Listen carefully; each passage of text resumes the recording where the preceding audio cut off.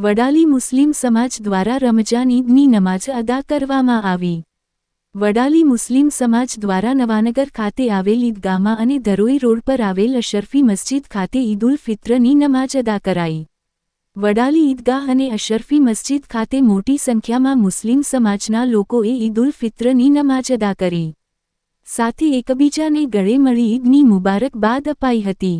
સાથે નમાજ અદા કરાવનાર ઇમામ સાહબ દ્વારા દેશમાં ભાઈચારો જળવાઈ રહે અને અમન સુકૂન રહે તેવી દુઆ કરવામાં આવી હતી। વડાલી મુસ્લિમ સમાજ દ્વારા કાળી પટ્ટી બાંધી વક્ફ બિલનો વિરોધ કરવામાં આવ્યો હતો।